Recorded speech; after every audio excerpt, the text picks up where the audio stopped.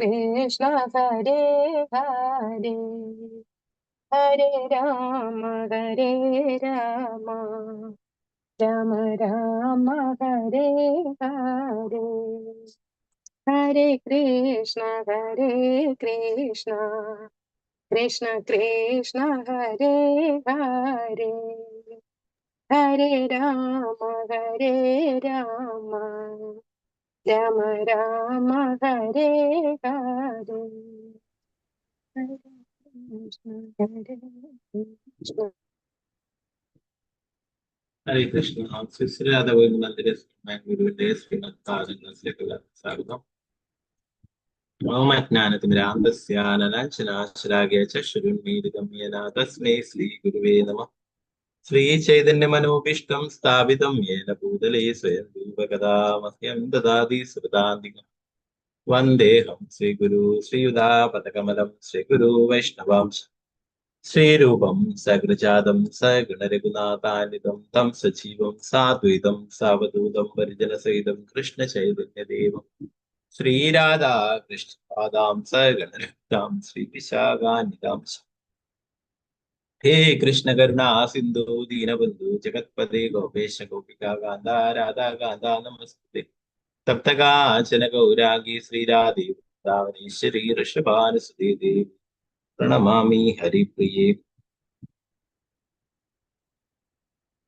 വാഞ്ചാകൽപതരൂപശ്ച കൃപാ സിന്ധുഭ്യേവ ച പതിതാനം പാവനേഭ്യോ വൈഷ്ണവേഭ്യോ നമോ നമഃ. പഞ്ചതത്വാത്മകം കൃഷ്ണം ഭക്തരൂപാസ്വരൂപകം ഭക്താവതാരം ഭക്താഖ്യാ നമാമി ഭക്തശക്തികം. നിത്യാനന്ദമഹനൗമി സർവാനന്ദകരം പരം ഹരിനാമകൃതം ദേവം അവധൂത ശിരോമണി. ഓ മഹാവതിന്യായ കൃഷ്ണപ്രേമപ്രദായതേ കൃഷ്ണായ കൃഷ്ണചൈതന്യ നാമ്നേ ഗൗരതിഷേ നമഃ. നമോ വിഷ്ണുപാദായ കൃഷ്ണപൃഷ്ഠായ ഭൂതലേ ശ്രീമതേ ഭക്തിവേദാന്ത സ്വാമിന്നിധി നാമിനി നമസ്തേ സരസ്വതീ ദേവേ ഗൗരവാണി പ്രചാരിണേ വിശേഷാശൂന്യവാദി പാശ്ചാത്യദേശധാരിണി. ജയ ശ്രീകൃഷ്ണ ചൈതന്യ പ്രഭു നിത്യാനന്ദ പ്രിയത്വൈതഗദാധര ശ്രീവാസാദി ഗൗരഭക്തവൃന്ദ. ഹരേ കൃഷ്ണ കൃഷ്ണ കൃഷ്ണ ഹരേ ഹരേ ഹരേ രാമ രാമ രാമ ഹരേ ഹരേ. ഗുരുവേ ഗൗരചന്ദ്രായ രാധികായ ദദാരേ കൃഷ്ണായ കൃഷ്ണഭക്തായ ഭക്തായ പ്രഭുപാദ ശ്രീ ഗുരുരാജ്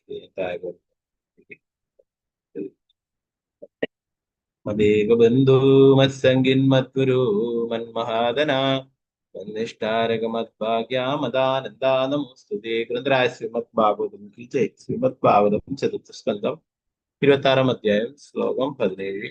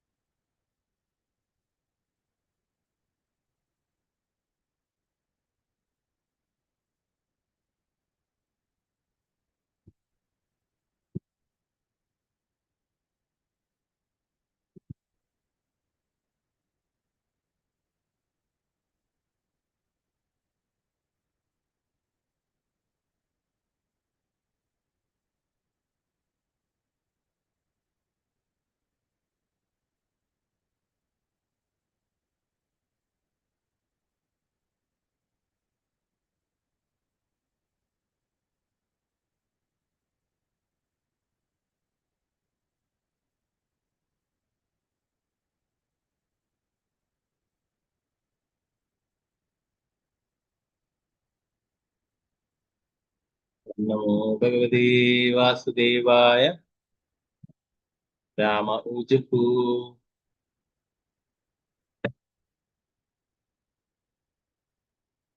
നരനാഥ ന ജാനീമസ് തത്പ്രിയായദ്വ്യവസ്യതി ഭൂതലേ നിരവസ്ഥാരേ ശയാനാം പശ്യ ശത്രുഘ്നൻ.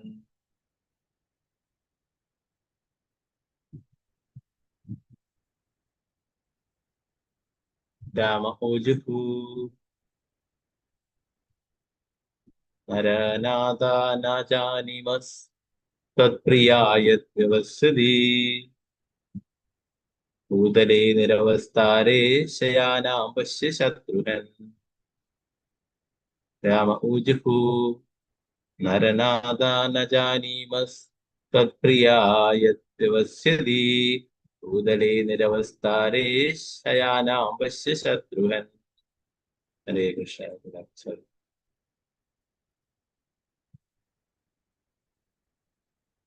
ഓം നമോ ഭഗവതേ വാസുദേവായ.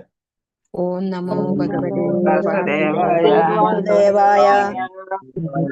രാമ ഊജുഹു രാമ ഊജു നരനാദാ ന ജാനീമസ്തത്പ്രിയായദ്വസ്യതി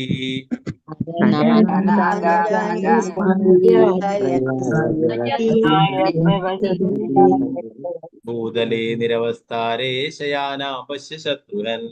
ഭൂതലേ രാമ ഊജുഹു നരനാദാ ന ജാനീമസ്തത്പ്രിയായദ്വസ്യതി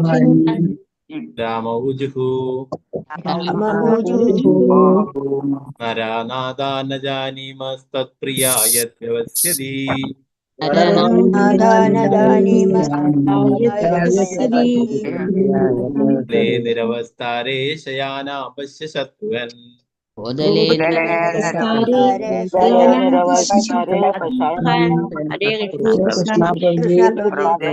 ഹരേ കൃഷ്ണ പ്രഭുജി. ശ്രീകൃഷ്ണ. മാലതി ശ്യാമതി ദസ്മതി ചൊല്ലിക്കണം. ഹരേ കൃഷ്ണ. ഹരേ കൃഷ്ണ പ്രഭുജി. ചൊല്ലിക്കും. ഓം നമോ ഭഗവതേ വാസുദേവായ. രാമ ഊജുഹു നരനാഥാ ന ജാനീമസ്തത്പ്രിയായദ്വസ്യതി ഭൂതലേ നിരവസ്ഥാരേ ശയാനാം പശ്യ ശത്രുഘ്നൻ. ഹരേ കൃഷ്ണ പ്രഭുജി. കൃഷ്ണ. രാജമാതാജി ചൊല്ലിക്കും. ഹരേ കൃഷ്ണ പ്രഭുജി. ഹരേ ഓം കൃഷ്ണ. വാസുദേവായ. രാമ ഊജുഹു നരനാദാ ന ജാനീമസ്തത്പ്രിയായദ്വസ്യതി ഭൂതലേ നിരവസ്ഥാരേ ശയാനാം പശ്യ ശത്രുഘ്നൻ. ഹരേ കൃഷ്ണ പ്രഭുജി. ഹരേ കൃഷ്ണ. ജനാന മാതാജി ചൊല്ലിക്കും. ഹരേ കൃഷ്ണ പ്രഭുജി. ഹരേ കൃഷ്ണ. ഓം നമോ ഭഗവതേ വാസുദേവായ. രാമ ഊജുഹു നരനാദാന ജാനീമസ്തം പ്രിയായദ്വസ്യതി ഭൂതലേ നിരവസ്ഥാരേ ശയാനാം പശ്യ ശത്രുഘ്നൻ. ഹരേ കൃഷ്ണ പ്രഭുജി. ഹരേ കൃഷ്ണ. സുവർണപ്രഭ മാതാജി ചൊല്ലിക്കും. ഹരേ കൃഷ്ണ. ഹരേ കൃഷ്ണ പ്രഭുജി. ഹരേ കൃഷ്ണ. ഓം നമോ ഭഗവതേ വാസുദേവായ. രാമ ഊചു നരനാഥ ന ജാനീമസ്ത്വത്പ്രിയായദ്വസ്യതി ഭൂതലേ നിരവസ്ഥാരേ ശയാനാം പശ്യ ശത്രുഘ്നൻ. ഹരേ കൃഷ്ണ പ്രഭുജി. ഹരേ കൃഷ്ണ. പത്മകുമാരി മാതാജി ചൊല്ലിക്കും. ഹരേ കൃഷ്ണ പ്രഭുജി. ഹരേ ഓം കൃഷ്ണ. നമോ ഭഗവതേ വാസുദേവായ. രാമ ഊചു നരനാഥന ജാനീമസ്ത്വത്പ്രിയായദ്വസ്യതി ഭൂതലേ നിരവസ്ഥാരേ ശയാനാം പശ്യ ശത്രുഘ്നൻ. ഹരേ കൃഷ്ണ പ്രഭുജി. ഹരേ കൃഷ്ണ. ശ്രീദേവി മാതാജി കുറച്ച് പേരെ അൺമ്യൂട്ട് ചെയ്തു മാതാജി. ഹരേ കൃഷ്ണ. ഓക്കെ പ്രഭുജി. ഹരേ കൃഷ്ണ. ഹരേ കൃഷ്ണ. ശ്രീത മാതാജി മുതൽ ശരി. ഹരേ കൃഷ്ണ. ഹരേ കൃഷ്ണ. സീതാരാമനണ്ണി മാതാജി. ഹരേ കൃഷ്ണ. ഹരേ കൃഷ്ണ മാതാജി. ഹരേ കൃഷ്ണ. നമോ ഭഗവതേ വാസുദേവായ. രാമ ഊജുഹു നരനാഥാന ജാനീമസ്തത്പ്രിയായദ്വസ്യത് ഭൂതലേ നിരവസ്ഥാരേ ശയനാം പശ്യ ശത്രുഘ്നൻ. ഹരേ കൃഷ്ണ മാതാജി. ഹരേ കൃഷ്ണ. പങ്കജാശ്രീ മാതാജി. ഹരേ കൃഷ്ണ മാതാജി പ്രണാമം. ഓം നമോ ഭഗവതേ വാസുദേവായ. രാമ ഊജുഹു നരനാഥ ന ജാനീമസ്തിപ്രിയായദ്വസ്തിതി ഭൂതലേ നിരവസ്ഥാരേ ശയനാം പശ്യ ശത്രുഘ്നൻ. ഹരേ കൃഷ്ണ മാതാജി. ഹരേ കൃഷ്ണ. നിർമ്മല മാതാജി. മാതാജി. ഹരേ കൃഷ്ണ. ഓം നമോ ഭഗവതേ വാസുദേവായ.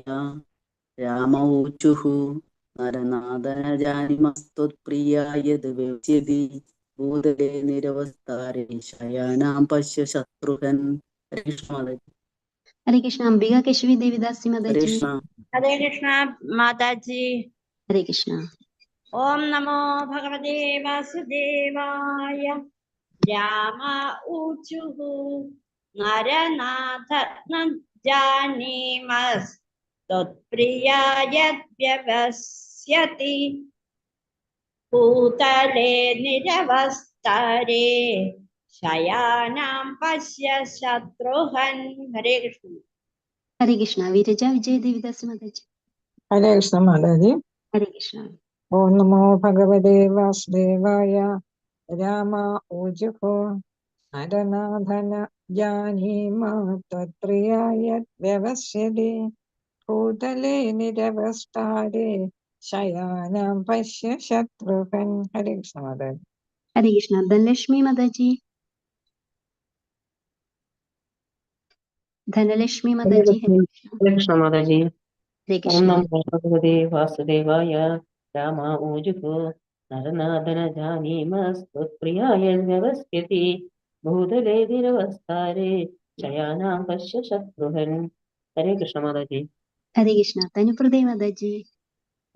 ഹരേ കൃഷ്ണ. ഹരേ കൃഷ്ണ മാതാജി. ഹരേ കൃഷ്ണ. ഓം നമോ ഭഗവതേ വാസുദേവായ. രാമ ഊജുഃ നരനാഥന ജാനീമസ്ത്വത്പ്രിയായ വ്യവസ്യതി ഭൂതലേ നിരവസ്ഥാരേ ശയാനാം പശ്യ ശത്രുഘ്നൻ. ഹരേ കൃഷ്ണ മാതാജി. ഹരേ കൃഷ്ണ. തങ്കമണി മാതാജി. ഹരേ കൃഷ്ണ മാതാജി. ഹരേ കൃഷ്ണ. ഓം നമോ ഭഗവതേ വാസുദേവായ. രാമ ഊചുഃ നരനാദാന ജാനീമാസ്ത്വത്പ്രിയ യത് വ്യവസ്യതി ഭൂതലേ നിരവസ്ഥാരേ ശയാനാം പശ്യ ശത്രുഘ്നൻ. ഹരേ കൃഷ്ണ. ഹരേ കൃഷ്ണ. ശരദാശ്രീ ഉപാസന ദേവിദാസി മാതാജി. ഹരേ കൃഷ്ണ മാതാജി. ഹരേ കൃഷ്ണ. ഭഗവതേ വാസുദേവായ. രാമ ഊജുഃ നരനാഥന ജാനീമ ത്വത്പ്രിയാ വ്യവസ്യതി ഭൂതലേ നിരവസ്ഥാരേ ശയാനാം പശ്യ ശത്രുഘ്നൻ. ഹരേ കൃഷ്ണ മാതാജി. ഹരേ കൃഷ്ണ. വത്സലായൻ മാതാജി. ഹരേ കൃഷ്ണ മാതാജി. ഹരേ കൃഷ്ണ. ഓം നമോ ഭഗവതേ വാസുദേവായ. രാമ ഊജു നരനാഥാന ജാനീമസ്ത്വത്പ്രിയായ വ്യവസ്യതി ഭൂതലേ നിരവസ്ഥാരേ ശയാനാം പശ്യ ശത്രുഘ്നൻ. ഹരേ കൃഷ്ണ മാതാജി. ഹരേ കൃഷ്ണ. രാമേന്ദ്ര പൈ പ്രഭു. ഹരേ കൃഷ്ണ. ഹരേ കൃഷ്ണ മാതാജി. ഓം ഹരേ നമോ കൃഷ്ണ. ഭഗവതേ വാസുദേവായ. രാമ ഊജുഃ നരനാഥാന ജാനീമസ്ത്വത്പ്രിയായ വ്യവസ്യതി ഭൂതലേ നിരവസ്ഥാരേ ശയാനാം പശ്യ ശത്രുഘ്നൻ. ഹരേ കൃഷ്ണ മാതാജി. ഹരേ കൃഷ്ണ. ശാരദാജി നമ്പൂരി മാതാജി. ഹരേ ഹരേ കൃഷ്ണ കൃഷ്ണ. മാതാജി. ഹരേ കൃഷ്ണ.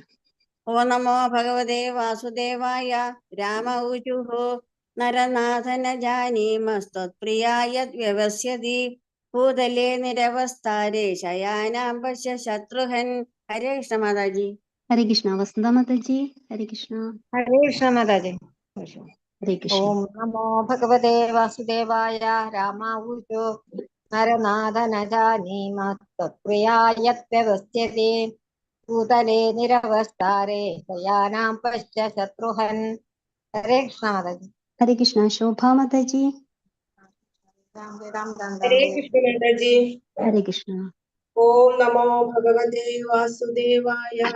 രാമ ഊജുഃ നരനാഥന ജാനീമസ്ത്വത്പ്രിയായ വ്യവസ്യതി ഭൂതലേ നിരവസ്ഥാരേ ശയാനം പശ്യ ശത്രുഘ്നൻ. ഹരേ കൃഷ്ണ മാതാജി. ഹരേ കൃഷ്ണ. സിന്ധു സിക്കെ മാതാജി. ഹരേ കൃഷ്ണ മാതാജി. ഓം ഹരേ നമോ കൃഷ്ണ. ഭഗവതേ വാസുദേവായ.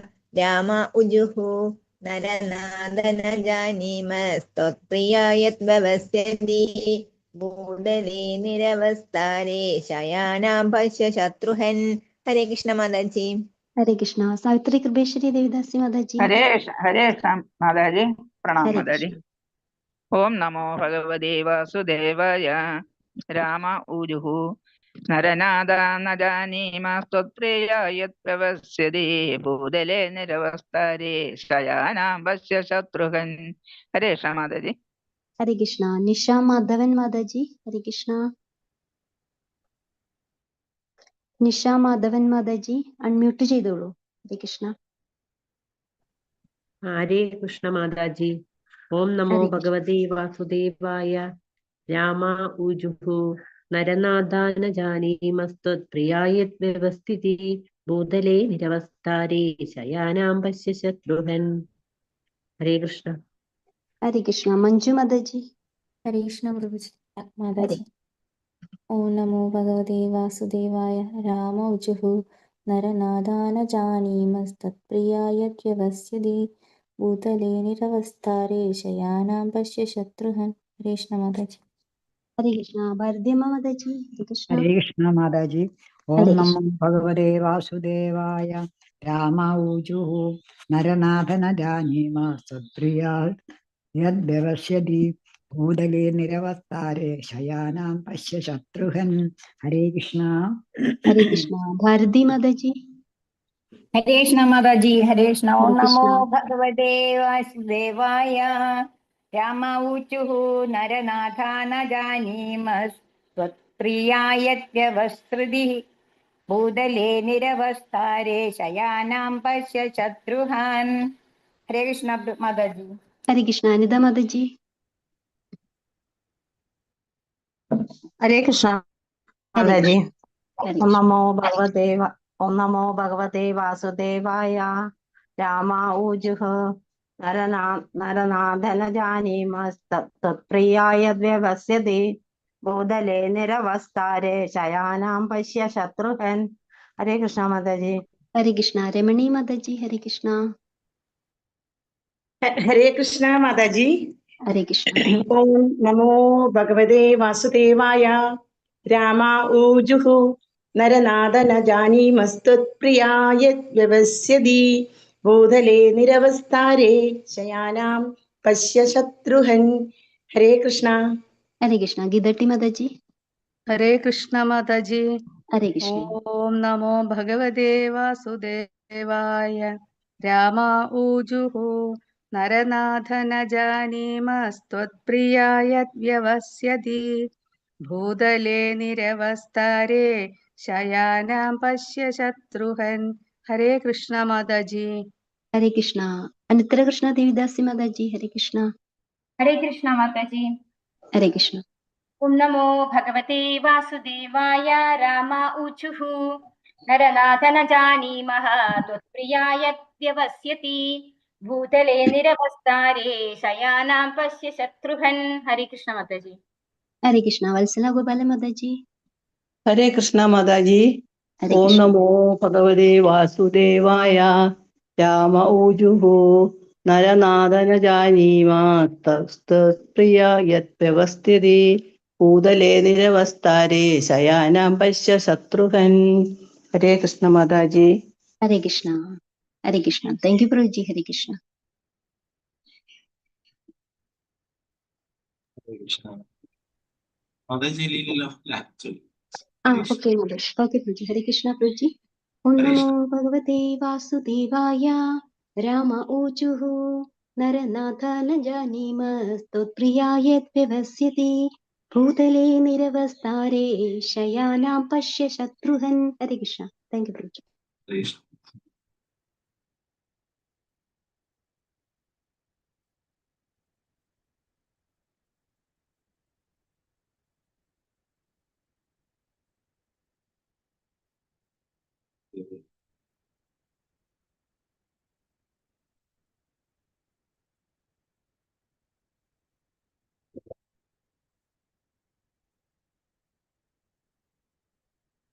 രാമഹൂജുഹു. സ്ത്രീകൾ ഇപ്രകാരം പറഞ്ഞു: നരനാഥ, അലയോ രാജൻ, നജാനിമഹ, ഞങ്ങൾക്കറിയില്ല, തത്പ്രിയ, നിന്റെ പ്രിയപ്പെട്ടവൾ, യത് വ്യവസ്ഥതി, എന്തുകൊണ്ടാണ് അവൾ ഇത്തരത്തിലുള്ള ജീവിതം നയിക്കുന്നതെന്ന്. ഭൂതലെ, തറയിൽ, നിരവസ്ഥാരെ, കിടക്കയില്ലാതെ, ശയാനാം, ശയിക്കുക, പശ്യ, നോക്കൂ, ശത്രുഘൻ, ശത്രുഘാതക. ആ സ്ത്രീകൾ രാജാവിനെ അഭിസംബോധന ചെയ്തു: അല്ലയോ പൗരജനങ്ങളുടെ യജമാനെ, അങ്ങയുടെ പത്നി ഇത്തരത്തിലൊരു ജീവിതം സ്വീകരിച്ചിരിക്കുന്നത് എന്തുകൊണ്ടാണെന്ന് ഞങ്ങൾക്ക് നിശ്ചയമില്ല. അല്ലയോ ശത്രുഹന്തക, ദയവായി നോക്കുക, അവൾ കിടക്കയില്ലാതെ തറയിൽ ശയിക്കുന്നു. അവൾ ഈ രീതിയിൽ പ്രവർത്തിക്കുന്നത് എന്തുകൊണ്ടാണെന്ന് ഞങ്ങൾക്ക് മനസ്സിലാകുന്നില്ല. ഒരു വ്യക്തിക്ക് ഭക്തിയുത സേവനം അഥവാ വിഷ്ണു ഭക്തി ഇല്ലാതാകുമ്പോൾ അവൻ പല പാപപ്രവൃത്തികളും ചെയ്യുന്നു. പുരഞ്ജന രാജാവ് ഭാര്യയെ അവഗണിച്ച് വീട് വിട്ടു പോവുകയും മൃഗങ്ങളെ കൊല്ലുന്നതിൽ വ്യാപൃതനാവുകയും ചെയ്തു.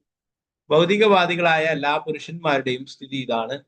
തങ്ങൾ വിവാഹം ചെയ്ത പതിവ്രതകളായ ഭാര്യമാരെ അവർ ശ്രദ്ധിക്കാറില്ല. അവർ ഭാര്യമാരെ ഭക്തിത സേവനാർത്ഥം കാണാതെ കേവലം ലൈംഗിക ആസ്വാദനത്തിനുള്ള ഉപകരണമായി കാണുന്നു. അനിയന്ത്രിതമായ ലൈംഗിക ജീവിതത്തിന് വേണ്ടി കർമ്മികൾ കഠിനാധ്വാനം ചെയ്യും. ഏത് സ്ത്രീയെയും ഒരു ഉപഭോഗ വസ്തുവായി കണക്കാക്കി അവൾക്കുള്ള വില നൽകി അവളുമായി ലൈംഗിക ബന്ധത്തിൽ ഏർപ്പെടാമെന്ന് അവർ കരുതും. അപ്രകാരം ഭൗതിക ആവശ്യങ്ങൾക്ക് വേണ്ടി അവർ കഠിനമായി അധ്വാനിക്കുന്നു. അത്തരം ഭൗതികവാദികളായ ആളുകൾക്ക് അവരുടെ സദ്ബുദ്ധി നഷ്ടപ്പെടും. അവർ നിർബന്ധമായും അവരുടെ ബുദ്ധിയെ ഹൃദയത്തിനുള്ളിൽ അന്വേഷിക്കണം. ധാർമ്മിക തത്വങ്ങൾ അനുസരിച്ച് വിവാഹം ചെയ്ത പതിവ്രതയായ പത്നിയിലല്ലാത്ത ഒരുവന്റെ ബുദ്ധി എപ്പോഴും ധാർമ്മിക തത്വങ്ങൾ അനുസരിച്ച് വിവാഹം ചെയ്ത പതിവ്രതയായ പത്നി ഇല്ലാത്ത ഒരുവന്റെ ബുദ്ധി എപ്പോഴും വിഭ്രമത്തിലായിരിക്കും. ഒരു ജനരാജാവിന്റെ പത്നി ഭർത്താവിനാൽ അവഗണിക്കപ്പെട്ടതിനാൽ തറയിൽ ശയിക്കുകയായിരുന്നു. വാസ്തവത്തിൽ സ്ത്രീ എല്ലായ്പ്പോഴും അവളുടെ ഭർത്താവിനാൽ സംരക്ഷിക്കപ്പെടണം. നാരായണന്റെ നെഞ്ചിൽ വസിക്കുന്ന ഭാഗ്യദേവതയെ പറ്റി നമ്മൾ എപ്പോഴും പറയാറുണ്ട്. മറ്റു വാക്കുകളിൽ ഭാര്യ ഭർത്താവിനാൽ ആലിംഗബദ്ധനായി ഇരിക്കണം. അപ്രകാരം അവൾ സ്നേഹിക്കപ്പെടുകയും സംരക്ഷിക്കപ്പെടുകയും ചെയ്യും. ഒരുവൻ അവന്റെ പണവും സ്ഥലങ്ങളും തന്റെ വ്യക്തിപരമായ സംരക്ഷണത്തിൽ സൂക്ഷിക്കുന്നത് പോലെ ഭാര്യയെയും വ്യക്തിപരമായ മേൽനോട്ടത്തിൽ സംരക്ഷിക്കുന്നു. ബുദ്ധി ഹൃദയത്തിലായിരിക്കുമ്പോൾ പോലെ നല്ലവനായ ഒരു ഭർത്താവിന്റെ നെഞ്ചിലായിരിക്കണം അവന്റെ ഭാര്യയുടെ സ്ഥാനം. ഭാര്യാഭർത്താക്കന്മാർ തമ്മിലുള്ള ശരിയായ ബന്ധം ഇതാണ്. ഒരു ഭാര്യ അതിനാൽ അർദ്ധാംഗിനി അഥവാ ഭർത്താവിന്റെ ശരീരത്തിന്റെ പാതി എന്ന് വിളിക്കപ്പെടുന്നു. ഒരുവന് ഒരു കാൽ കൊണ്ടോ ഒരു കൈ കൊണ്ടോ ശരീരത്തിന്റെ ഒരു ഭാഗം കൊണ്ടോ മാത്രം നിലനിൽക്കാനാവില്ല. അവന് രണ്ടു വശങ്ങളും ഉണ്ടായിരിക്കണം. അതുപോലെ പ്രകൃതിയുടെ രീതി പ്രകാരം ഭാര്യാഭർത്താക്കന്മാർ ഒരുമിച്ച് ജീവിക്കണം. താഴ്ന്ന വർഗങ്ങളിലെ ജീവിതങ്ങളിൽ പക്ഷികളിലും മൃഗങ്ങളിലും മറ്റും പ്രകൃതിയുടെ ക്രമീകരണത്താൽ മിഥുനങ്ങൾ ഒരുമിച്ച് ജീവിക്കുന്നത് കാണാം. അതുപോലെ മനുഷ്യ ജീവിതത്തിലും ദമ്പതികൾ ഒരുമിച്ച് ജീവിക്കുന്നത് ശ്രേഷ്ഠമായ മാതൃകയാണ്. ഭവനം ഭക്തിയുത സേവനത്തിനുള്ള സ്ഥലവും ഭാര്യ ആചാരപരമായി സ്വീകരിക്കപ്പെടുന്ന പതിവ്രതയുമായിരിക്കണം. ഇപ്രകാരമായാൽ ഒരുവനെ കുടുംബത്തിൽ സന്തോഷപൂർവ്വം ജീവിക്കാൻ കഴിയും. ചിലപ്പോൾ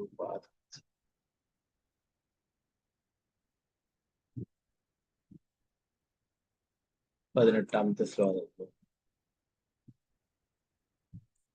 ഓം നമോ ഭഗവതേ വാസുദേവായ.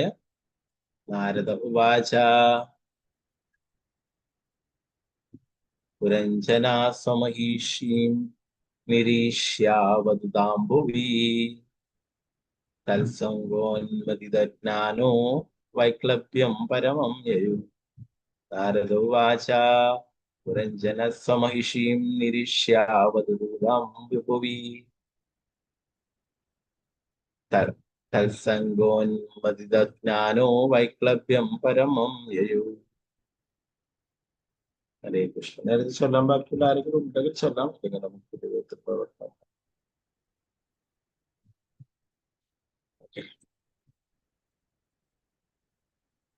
നാരദ വാച.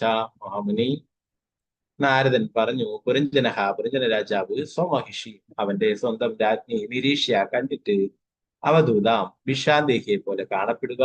ഭൂമി തറയിൽ തത് അവളുടെ സഹവാസത്താൽ ഉന്മതിത പ്രോത്സാഹിതനായി ജ്ഞാനഹ ആദ്യജ്ഞാനം വൈക്ലവ്യം വിഭ്രമം പരമമായ യയോ നേടി. ഭാവാർത്ഥം ജയ്. മഹാമുനി നാരദൻ തുടർന്നു, എന്റെ പ്രിയപ്പെട്ട പ്രാചീനവർഗീയ രാജാവെ, തന്റെ രാജ്ഞി ഒരു വിഷാദേഹിയെ പോലെ വെറും തറയിൽ ശയിക്കുന്നത് ദർശിച്ച പുരഞ്ജന രാജാവ് പെട്ടെന്ന് സംഭ്രമചിത്തനായി തീർന്നു. ഭാവാർത്ഥം ശ്രീപ്രഭുപാദ്.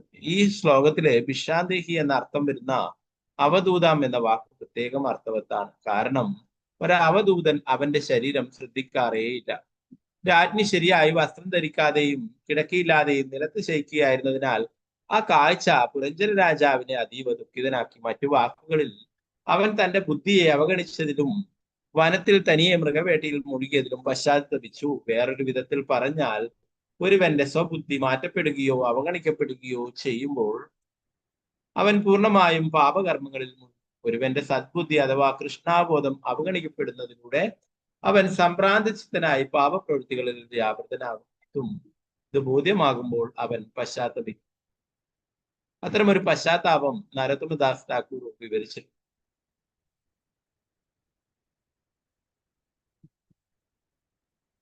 ഹരി ഹരി വിഫലേ ജനമഗുണൈനു മനുഷ്യ ജന്മ പൈര്യ രാധാകൃഷ്ണന ഭജിയ ജാനിയ ശുനിയ വിഷ ഗായിനു. ഹരി ഹരി വിഫലേ ജനമഗുണൈനു മനുഷ്യ ജന്മ പയ്യ രാധാകൃഷ്ണ നാ ഭജിയ ജാനിയ ശൂനിയ വിഷഗായിനു. നരോത്തമദാസ് ഠാക്കൂർ ഇവിടെ അറിഞ്ഞുകൊണ്ട് വിഷപാനം ചെയ്ത് തന്റെ മനുഷ്യ ജീവിതം നശിപ്പിച്ചതിൽ പശ്ചാത്തപിക്കുന്നു. കൃഷ്ണാബോധത്തിലല്ലെങ്കിൽ ഒരുവൻ അറിഞ്ഞുകൊണ്ട് ഭൗതിക ജീവിതത്തിന്റെ വിഷം പാനം ചെയ്യും. ഒരുവൻ തന്റെ നല്ലവളായ ഭാര്യ ഒപ്പമില്ലാതാവുകയോ അഥവാ സ്വബുദ്ധി നഷ്ടമാവുകയോ കൃഷ്ണാബോധം സ്വീകരിക്കാതിരിക്കുകയോ ചെയ്യുമ്പോൾ തീർച്ചയായും പാപകർമ്മങ്ങളിൽ ആസക്തനായി തീരുമെന്ന് വ്യാഖ്യാനം. പറഞ്ഞ ഹരിയെ ഭജിക്കുന്നില്ല, ഭഗവാന്റെ ഭക്തിത സേവനങ്ങള് ചെയ്യുന്നില്ലെങ്കിൽ ഈ മനുഷ്യജന്മം കൊണ്ട് എന്താണ് പ്രയോജനം? രാധാകൃഷ്ണനെ ഭജിക്കുന്നില്ലെങ്കിൽ എന്താണ് പ്രയോജനം? അത് അറിഞ്ഞുകൊണ്ട് വിഷം കുടിക്കുന്നതിന് തുല്യമാണ്. മനുഷ്യജന്മം ലഭിച്ചിട്ടും രാധാകൃഷ്ണന്മാരെ ഭജിക്കുന്നില്ലെങ്കിൽ, ഭക്തി സേവനങ്ങൾ ചെയ്യുന്നില്ലെങ്കിൽ അവരെ അറിഞ്ഞുകൊണ്ട് വിഷം കഴിക്കുന്നതിന് തുല്യമാണ്.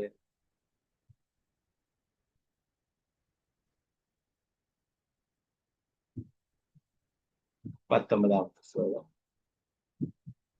ഓം നമോ ഭഗവതേ വാസുദേവായ. സ്വാന്തയൻ ശ്ലഷ്ണയാ വാചാ ഹൃദയേനാ വിദൂയതാ പ്രേയസ്യാ സ്നേഹ സംരംഭ ലിംഗമാത്മനി നാഭ്യഗാത്. സാന്തയൻ ശ്ലഷ്ണയാ വാചാ ഹൃദയേനാ വിദൂയതാ പ്രേയസ്യാ സ്നേഹ സംരംഭ ലിംഗമാത്മനി നാഭ്യഗാത്.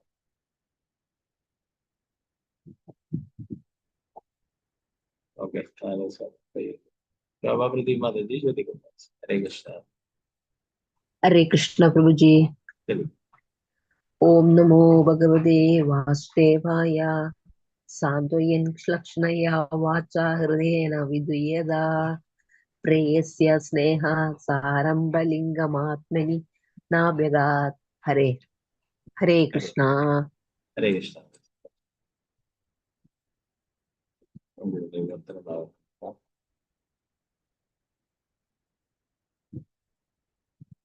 സാന്ത്വനിപ്പിക്കുന്ന ശ്ലഷ്ണയാ മധുരത്താൽ വാച വാക്കുകൾ ഹൃദയേന ഹൃദയപൂർവം വിദൂയത വളരെയധികം പശ്ചാത്തപിക്കുക പ്രേയസ്യ അവന്റെ പ്രിയപ്പെട്ട സ്നേഹത്തിൽ നിന്ന് സംരംഭ കോപത്തിന്റെ ലിംഗം ലക്ഷണം ആത്മനി അവളുടെ ഹൃദയത്തിൽ ഇല്ല.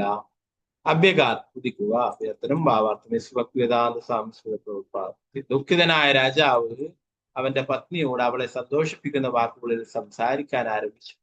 പശ്ചാത്തലത്തോടെ അവളെ സാന്ത്വനിപ്പിക്കുവാൻ ശ്രമിക്കുകയായിരുന്നെങ്കിലും അവന് തന്റെ പ്രിയപ്പെട്ടവളിൽ ഹൃദയത്തിൽ നിന്നും സ്നേഹത്താൽ ഉളവാകുന്ന കോപത്തിന്റെ ലക്ഷണമൊന്നും കാണാൻ കഴിയും. ഭാവാർത്ഥം ശിവപ്രഭുപാദ്. രാജ്ഞിയെ ഉപേക്ഷിച്ച് പാപകർമ്മങ്ങൾ ചെയ്യാൻ വനത്തിലേക്ക് പോയതിൽ രാജാവ് വളരെയധികം പശ്ചാത്തപിച്ചു.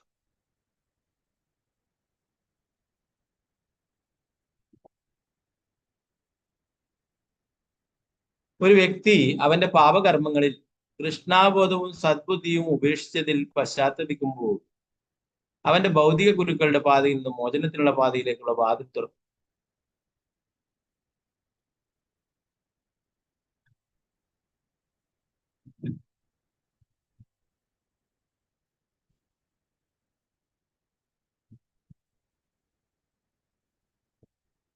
ശ്രീമദ് ഭാഗവതം 5:5 ഇതിൽ പ്രസ്താവിച്ചിട്ടുള്ളതുപോലെ പരാഭവസ്ഥാവത് അബോധജാതോ യാവാന്ന ജിജ്ഞാസത ആത്മതത്വം. ഒരു വ്യക്തിക്ക് അവന്റെ കൃഷ്ണാബോധവും ആത്മസാക്ഷാത്കാരത്തിലുള്ള താല്പര്യവും നഷ്ടപ്പെടുമ്പോൾ അവൻ പാപപ്രവൃത്തികളിൽ വ്യാപൃതനാവും.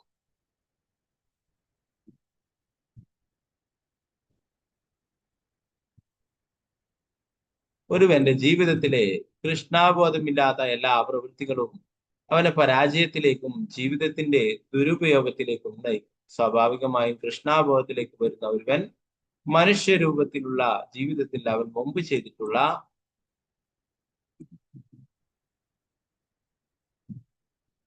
എല്ലാ പാപപ്രവൃത്തികളിലും പശ്ചാത്തപിക്കും. ഈ പ്രക്രിയയിലൂടെ മാത്രമേ ഒരുവനെ അജ്ഞതയുടെ അഥവാ അന്ധകാരത്തിന്റെ കുരുക്കുകളിൽ നിന്നും വിടുതൽ നേടാൻ കഴിയൂ.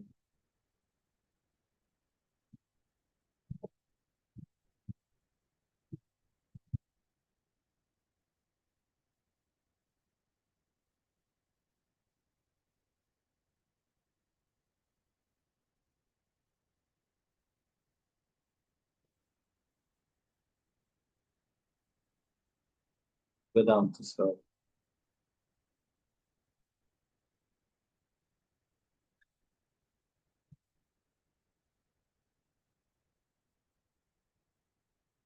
ഓം നമോ ഭഗവതേ വാസുദേവായ.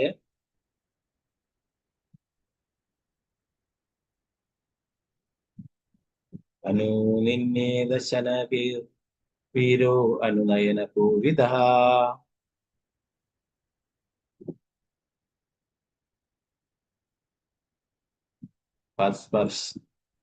സ്പർശാപാദയുഗള മഹചോത്സാംഗലാളിതാം.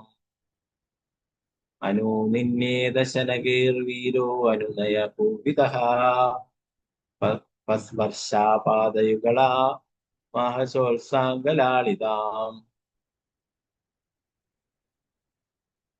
മുഖസ്തുതി പറഞ്ഞ് അനുനയിപ്പിക്കുന്നതിൽ വളരെ വിദഗ്ധനായിരുന്ന രാജാവ് രാജ്ഞിയെ വളരെ സാവധാനം സാന്ത്വനിപ്പിക്കുവാൻ ശ്രമിച്ചു. ആദ്യം അവളുടെ 2 പാദങ്ങളും സ്പർശിച്ച അവൻ പിന്നീട് അവളെ ആശ്ലേഷിക്കുകയും മടിയിലിരുത്തി ലാളിക്കുകയും ചെയ്തുകൊണ്ട് താഴെ പറയുമ്പോൾ സംസാരിക്കാൻ ആരംഭിച്ചു.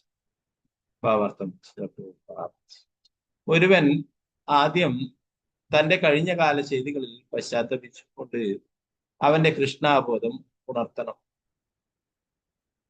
വൃഞ്ജന രാജാവ് അവന്റെ രാജ്ഞിയെ സാന്ത്വനിപ്പിക്കുവാൻ ആരംഭിച്ചതുപോലെ ഒരുവൻ ആലോചനാപൂർവമായ പരിഗണനയുടെ സ്വയം കൃഷ്ണാബോധത്തിന്റെ തലത്തിലേക്ക് ഉയർത്തണം. അങ്ങനെ ഒരു പര്യവസാനം നേടാൻ ഒരുവൻ നിർബന്ധമായും ആധ്യാത്മിക ഗുരുവിന്റെ പാദങ്ങൾ സ്പർശിക്കും. കൃഷ്ണാബോധം സ്വന്തം പ്രയത്നം കൊണ്ട് നേടാൻ കഴിയില്ല. അത് നേടാൻ ഒരുവൻ ആത്മസാക്ഷാത്കാരം സിദ്ധിച്ച കൃഷ്ണാബോധമുള്ള ഒരു വ്യക്തിയെ സമീപിച്ച് അദ്ദേഹത്തിന്റെ പങ്കജപാദങ്ങൾ സ്പർശിക്കണം. ആയതിനാൽ പ്രഹ്ലാദ് മഹാരാജാവ് പറഞ്ഞു,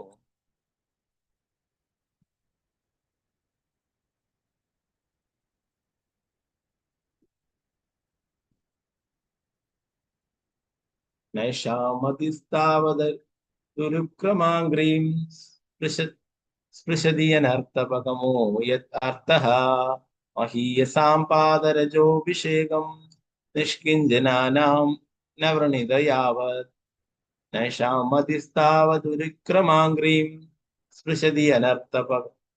സ്പൃശതിയനർത്ഥപകമോ യത് അർത്ഥഃ മഹീയസാം പാദരജോഭിഷേകം നിഷ്കിഞ്ചനാനാം നവ്രണീത യാവത്. ശ്രീമദ് ഭാഗവതം 7:5-32 പ്രഹ്ലാദ് മഹാരാജാവ് പറഞ്ഞു. ഒരു മഹാഭക്തന്റെ പാതാരബിന്ദങ്ങളിലെ ധൂളി സ്പർശിക്കാതെ ഒരുവനും കൃഷ്ണാബോധത്തിന്റെ പരിസരത്ത് വരാൻ പോലും കഴിയില്ല. ആത്മസമർപ്പണ പ്രക്രിയയുടെ പ്രാരംഭം ഇതാണ്.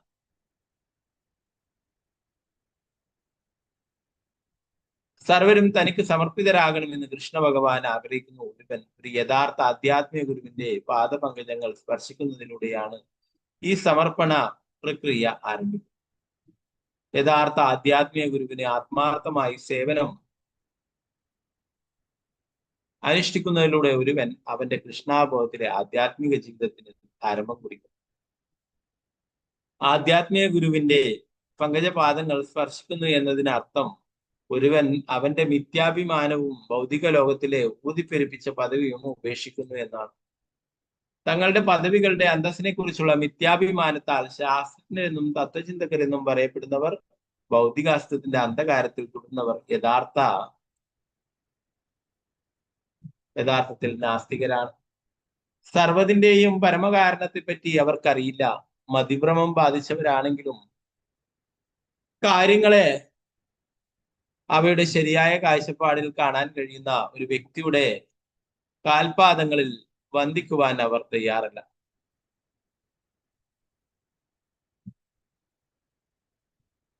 മറ്റു വാക്കുകളിൽ ഒരുവനെ ഒരിക്കലും അവന്റെ അഭ്യൂഹങ്ങളിലൂടെ വെറുതെ കൃഷ്ണാവബോധത്തിലേക്ക് വരുവാൻ കഴിയില്ല.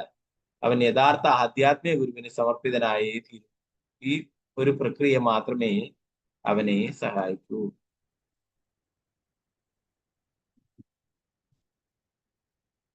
പ്രഭുപാദ് की जय।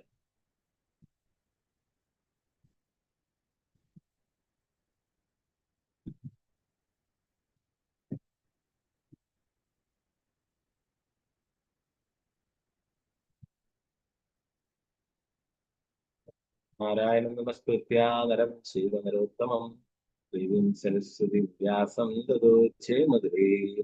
नष्टप्रायेषु भद्रेषु नित्यं भागवत सेवया भगवती उत्तमश्लोके भक्तिर्भवतिनैष्टिके करोति वाचालं पङ्गुं लङ्घयते गिरिं यत्कृपातमहं वन्दे श्रीगुरु दीनदारिणं परमानन्दमाधवं श्रीचैतन्येश्वरं नमो विष्णुपादाय कृष्णपृष्ठाय भूतले श्रीमते भक्तिवेदान्त स्वामिने नामिने नमस्ते सरस्वती देवी गौरवाणि प्रचारिणे निर्विशेषा शून्यवादी पाश्चात्य देशधारिणे। जय श्री कृष्ण चैतन्य प्रभु नित्यानंद श्री अद्वैत गदाधर श्रीवासादि गौर भक्तवृंद। हरे कृष्णा कृष्ण कृष्णा हरे हरे हरे राम राम राम हरे हरे। गुरुवे गौरचंद्राय राधिकाय तारे कृष्णाय कृष्णभक्ताय भक्ताय श्री प्रभुपाद गुरु महाराज के जय गौर ब्रह्मांडी। हरे कृष्ण।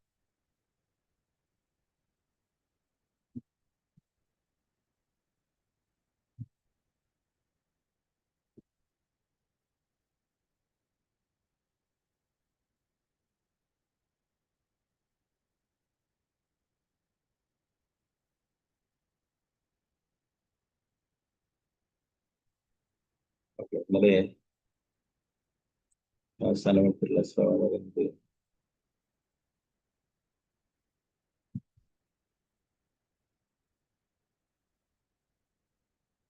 കുരഞ്ചന രാജാവ് പറഞ്ഞു, എന്റെ ഗൃഹസാമഗ്രികൾ മുമ്പത്തേതുപോലെ എന്നെ ആകർഷിക്കാതെ എന്തുകൊണ്ടാണെന്ന് എനിക്ക് മനസ്സിലാവുന്നില്ല. മാതാവ് സ്നേഹവതിയായ പത്നിയോ ഇല്ലാത്ത ഭവനം ചക്രങ്ങളില്ലാത്ത രഥം പോലെയാണെന്ന് ഞാൻ വിചാരിക്കുന്നു. പ്രവർത്തനരഹിതമായ അത്തരമൊരു രഥത്തിൽ ഇരിക്കുന്ന വിഡ്ഢി എവിടെയാണുള്ളത്? പ്രഭാതന്റെ ഭാവാർത്ഥ പറയുന്നു, ചാണക്യ പണ്ഡിതൻ പറയുന്നു, ഒരു വ്യക്തിയുടെ ഗൃഹത്തിൽ മാതാവോ പ്രസിദ്ധവതിയായ പത്നിയോ ഇല്ലെങ്കിൽ അവൻ ഗൃഹം ഉപേക്ഷിച്ച് വനത്തിലേക്ക് പോകണം. എന്തുകൊണ്ടെന്നാൽ അവനെ സംബന്ധിച്ച് വീടും വനവും തമ്മിൽ യാതൊരു വ്യത്യാസവുമില്ല. യഥാർത്ഥ മാതാവ് ഭഗവാന് വേണ്ടിയുള്ള ഭക്തിത സേവനമാണ്. യഥാർത്ഥ പത്നി ഭക്തിത സേവനത്തിലെ ധാർമ്മിക തത്വങ്ങൾ പാലിക്കുന്നത് ഭർത്താവിനെ സഹായിക്കുന്നു. സന്തോഷമുള്ള ഒരു കുടുംബത്തിന് ഇവ രണ്ടും ആവശ്യമാണ്. ഇതൊക്കെ പറയുന്നത് ഇവിടെ പറഞ്ഞിട്ടുള്ള യഥാർത്ഥ മാതാവ് എന്ന് പറയുന്നത് ഭഗവാന് വേണ്ടിയിട്ടുള്ള ഭക്തിയുടെ സേവനം. യഥാർത്ഥ പത്നി എന്ന് പറയുന്നത് ഭക്തിയുടെ സേവനത്തിലെ ധാർമ്മിക തത്വങ്ങൾ പാലിക്കുന്നതിന് ഭർത്താവിനെ സഹായിക്കും. അപ്പൊ ഇത് രണ്ടും ഒരു കുടുംബത്തിന് ഇവ രണ്ടും ആവശ്യമാണ്. ഇന്നത്തെ കാലഘട്ടത്തിലെ കലികത്തിലെ സീരിയലുകളും മറ്റു സിനിമകളൊക്കെ സ്വാധീനിച്ചിരുന്ന കുടുംബത്തിലെ ഇങ്ങനെയുള്ള എല്ലാവരും ഒരുമിച്ച് പോകുന്ന വളരെ ചുരുക്കം കുടുംബങ്ങൾ മാത്രമേ അല്ലെ, പലരും ഓരോരാളായിട്ട് മാറി മാറി പോവുകയും അല്ലെ. അപ്പോ അതിന് ഉപമയായിട്ട് എന്താ പറയുന്നത്? നമ്മൾ ഇവിടെ മാതാവായിട്ട് പറയുന്നത് നമ്മൾ ചെയ്യുന്ന ഭക്തിത സേവനങ്ങള്, മറ്റൊന്ന് നമുക്ക് ഭക്തിയിൽ ഉള്ള ധാർമ്മിക തത്വങ്ങൾ രണ്ടും വേണമെന്ന് പറഞ്ഞു. വാസ്തവത്തിൽ ഒരു സ്ത്രീ പുരുഷന്റെ ശക്തിയാണെന്ന് കരുതുന്നു.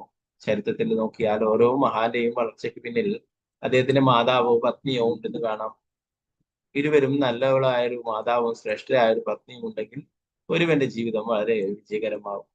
അത്തരമൊരു ഗൃഹത്തിലെ സകല കാര്യങ്ങളും അനുസാരികളും വളരെ പ്രസിദ്ധമായിരുന്നു. പ്രഭാതത്തിൽ പറഞ്ഞു, ചരിത്രത്തിൽ നോക്കിയാൽ ഓരോ മഹാന്റെയും വളർച്ചയ്ക്ക് പിന്നിലും അദ്ദേഹത്തിന്റെ മാതാവോ പത്നിയോ ഒക്കെ ഉണ്ടായിരുന്നു. പ്രഭുപാദരുടെ ജീവിതം നോക്കിയാലും എന്താ പറയുക, പ്രഭുപാദരുടെ ശിഷ്യന്മാരൊക്കെ പറയും പ്രഭുപാദരെക്കാളും കാരുണ്യം പ്രഭുപാദരുടെ പത്നിയാണെന്ന് പറയും. എന്താണ്? പ്രഭുപാദരുടെ ഭാര്യ അന്ന് അങ്ങനെ പറഞ്ഞത് കൊണ്ടാണ് പ്രഭുപാദര് നമുക്ക് കിട്ടിയത്. അല്ലെ പ്രഭുപാദരുടെ കുടുംബത്തിന്റെ കൂടെ തന്നെ ഉണ്ടായിരുന്നു. പ്രഭുപാദരുടെ ശിഷ്യന്മാർ പറയും പ്രഭുപാദരെക്കാളും കാരുണ്യമാണ് പ്രഭുപാദരുടെ പത്നി. അതാണ് പ്രഭുപാദരെ നമുക്കൊക്കെ വേണ്ടിയിട്ട് അവര് നമുക്ക് വേണ്ടിയിട്ട് വിട്ടു തന്നു. ലോകം മുഴുവൻ കൃഷ്ണാബോധം പ്രചരിപ്പിക്കുവാനായിട്ട് പ്രഭുപാദരെ അവരുടെ കുടുംബത്തിൽ നിന്നും അവരെ വിട്ടു തന്നു. അപ്പോ പ്രഭുപാദരുടെ പത്നി അന്ന് എന്താ പറയാ പ്രഭുപാദരുടെ എഴുതി വെച്ചിട്ടുള്ള പേപ്പേഴ്സ് ഒക്കെ എടുത്തിട്ട് കൊടുത്തു, തേയിലക്കാരന് കൊടുത്തിട്ട് തേയിലൊക്കെ വാങ്ങിച്ചു അല്ലെ. അപ്പൊ പ്രഭുപാദർ ചോദിച്ചു, നിനക്ക് ഞാൻ വേണോ തേയില വേണോ അല്ലെ. അപ്പൊ അദ്ദേഹത്തിന്റെ ഭാര്യ തമാശ രൂപേണ പറയുകയുണ്ടായി, എനിക്ക് തേയില മതി, അങ്ങേ വേണ്ട എന്ന്. അതല്ല യഥാർത്ഥത്തിലെ പ്രഭുപാദരുടെ ഗുരു ഭക്തി സിദ്ധാന്ത സരസ്വതി ഠാക്കൂർ പ്രഭുപാദ് മഹാരാജ് അദ്ദേഹത്തിന്റെ സ്വപ്നത്തിൽ വന്നിട്ട് എപ്പോഴും പറയുമായിരുന്നു, ഈ വൃന്ദാവനത്തിലേക്ക് പോകൂ, വേഗം വൃന്ദാവനത്തിലേക്ക് പോകണമെന്ന് പറയും. ഇതൊരു ചെറിയൊരു കാരണമായിട്ട് പറയുന്നത്. യഥാർത്ഥത്തിൽ അദ്ദേഹത്തിന്റെ ആധ്യാത്മിക ഗുരു വന്നിട്ട് പറയുന്നതാണ് ദിവസവും ആ സ്വപ്നത്തിൽ വന്നിട്ട് പറയുന്നത്, വേഗം തന്നെ വൃന്ദാവനത്തിലേക്ക് പോകാനായിട്ട്. ഓക്കെ, അപ്പൊ പ്രഭുപാദർ പറയുന്ന ഓരോരോ ആൾക്കാരുടെ പിന്നിലും ഒരു മാതാവോ അല്ലെങ്കിൽ പത്നിയോ ആരൊക്കെ ഒരു മഹാനായിട്ടുള്ള ഒരു ശാസ്ത്രജ്ഞനെ കുറിച്ചിട്ട് കേൾക്കുകയുണ്ടായി. അദ്ദേഹം ധാരാളം കണ്ടുപിടുത്തങ്ങളൊക്കെ നടത്തി അദ്ദേഹത്തിന് പ്രൈസ് ഒക്കെ ലഭിക്കുകയുണ്ടായി. അദ്ദേഹം പറയുകയുണ്ടായി, ഇതൊക്കെ ഈ പുരസ്കാരങ്ങളൊക്കെ ഞാൻ എൻ്റെ അമ്മയ്ക്ക് നൽകുന്നത്. അപ്പോ അദ്ദേഹത്തിനോട് എന്താണ് അത് അങ്ങനെ നിങ്ങൾക്ക് അമ്മയോട് ഇത്രയും ഇത് കടപ്പാട് എന്തുകൊണ്ടാണ് എന്ന് ചോദിച്ചു. അദ്ദേഹം പറയുന്നു, എന്നെ അമ്മയാണ് ഇത്രയും വലിയ ശാസ്ത്രജ്ഞനാകാനായിട്ട് പ്രചോദനമേകിയത്. അദ്ദേഹം കുട്ടിക്കാലത്ത് തീരെ പഠിക്കാത്ത ഒരു കുട്ടിയായിരുന്നു. അപ്പോ കുട്ടിയുടെ ടീച്ചർ എപ്പോഴും അമ്മയെ വിളിച്ചുകൊണ്ട് വന്നിട്ട് ഓഫീസിലൊക്കെ കൊണ്ടുപോയിട്ട് ധാരാളം വഴക്ക് പറയും, നിങ്ങളുടെ കുട്ടിയെ മരമണ്ടനാണ്, ഒന്നിനും കൊള്ളില്ല, ഇദ്ദേഹത്തിനെ ഇനി സ്കൂളിൽ അയക്കണ്ട എന്നൊക്കെ പറഞ്ഞിട്ട് അങ്ങനെ വഴക്കും. പിന്നെയും അമ്മ കരഞ്ഞു പറഞ്ഞിട്ടൊക്കെ വീണ്ടും. അപ്പൊ കുട്ടി ചോദിക്കും, എന്താണ്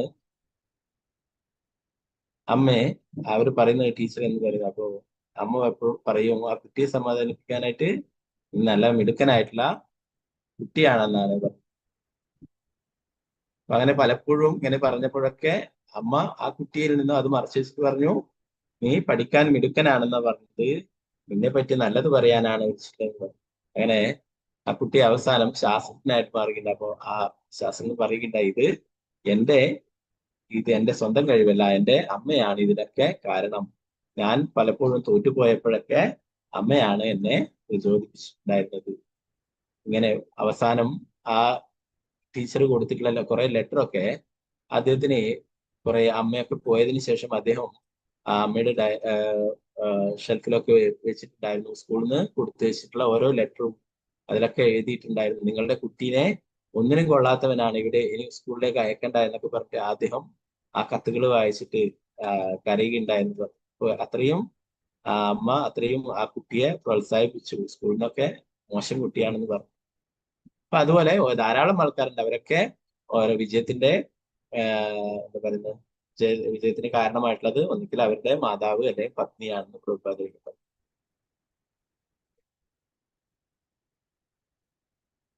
നല്ലവളായ ഒരു മാതാവും ശ്രേഷ്ഠമായ ഒരു പത്നിയും ഉണ്ടെങ്കിൽ ഒരുവന്റെ ജീവിതം വളരെ വിജയകരമായ അത്തരമൊരു ഗൃഹത്തിലെ സകല കാര്യങ്ങളും അനുസാരികളും വളരെ പ്രശ്നമായിരിക്കും. ഭഗവാൻ ചൈതന്യ മഹാപ്രഭുവിന് വീട്ടിൽ നല്ലൊരു മാതാവും പത്നിയും ഉണ്ടായിരുന്നു. അദ്ദേഹം വീട്ടിൽ സന്തോഷവാനുമായിരുന്നു. എന്നിരുന്നാലും മനുഷ്യവർഗത്തിന്റെ മുഴുവൻ പ്രയോജനത്തിന് വേണ്ടി അദ്ദേഹം മാതാവിനെയും പത്നിയെയും ഉപേക്ഷിച്ച് സന്യാസം സ്വീകരിച്ചു. മറ്റൊരു തരത്തിൽ പറഞ്ഞാൽ എന്തു തന്നെ ആയാലും ഒരുവന് വീട്ടിൽ പൂർണ്ണ സന്തോഷം ലഭിക്കണമെങ്കിൽ നല്ലൊരു മാതാവും പത്നിയും കൂടിയേ തീരൂ. ഇല്ലാത്ത പക്ഷം കുടുംബജീവിതം നിരർത്ഥകമാകും. ശ്രീ ചൈതന്യ മഹാപ്രഭുവിനെ കുറിച്ച് പറയുന്നു, അദ്ദേഹത്തിന് വളരെയേറെ സ്നേഹമുള്ള മാതാവും അതായത് സച്ചിമാത മഹാപ്രഭുവിന് ഏറ്റവും ഇഷ്ടപ്പെട്ടുള്ള വിഭവങ്ങളൊക്കെ തെരഞ്ഞു പിടിച്ച് ഉണ്ടാക്കി കൊടുക്കും അല്ലെ. അപ്പൊ അതുപോലെ തന്നെ പത്നിയും. അപ്പോ ഇവരുടെ കൂടെ സന്തോഷമായിരുന്നു. എന്നാലേ എല്ലാവർക്കും വേണ്ടിയിട്ട്, പ്രത്യേകിച്ചും മായാവാദികളായിട്ടുള്ളവരൊക്കെ അവരെന്താണ് മായാവാദി, കൃഷ്ണ അപരാധി എന്ന് പറഞ്ഞിട്ടുണ്ടാവും അല്ലെ. അവരൊന്നും ഒരിക്കലും ഭഗവാന്റെ കാരുണ്യം ലഭിക്കാൻ അർഹരായിട്ടുള്ളവരല്ല. എന്താണ് ഭഗവാനെ രൂപമില്ല എന്ന് പറഞ്ഞുകൊണ്ട് നടത്തുന്നവരാണ്. അങ്ങനെയുള്ള മായാവാദികളൊക്കെ ഭഗവാന്റെ ഭക്തന്മാരാക്കാനായിട്ട് മഹാപ്രഭു തന്റെ ആ കുടുംബ ജീവിതം ഉപേക്ഷിക്കില്ല, അല്ലെ? തന്റെ മാതാവിനെയും പത്നിയെയും ഒക്കെ വിട്ടിട്ട് അദ്ദേഹം സന്യാസം സ്വീകരിക്കുകയുണ്ടായി, അല്ലെ? അതും മായാവാദിയിൽ നിന്നും സന്യാസം എടുക്കുകയുണ്ടായി, അല്ലെ? ഇതിനു വേണ്ടിയിട്ടായിരുന്നു. മായാവാദികളുടെ ഇടയിൽ സ്വാധീനം ചെലുത്തിയിട്ട് അവരിൽ ഒരാളായി നിന്നുകൊണ്ട് അവരെയൊക്കെ മാറ്റി കൃഷ്ണാബോധമുള്ളവരാക്കി മാറ്റാനായിട്ടായിരുന്നു. വലിയൊരു ഉദ്ദേശത്തിന് വേണ്ടിയിട്ട് മഹാപ്രഭു തന്റെ ആ പത്നി, സ്നേഹനിധിയായിട്ടുള്ള മാതാവിനെയും പത്നിയൊക്കെ ഉപേക്ഷിക്കുകയുണ്ടായി.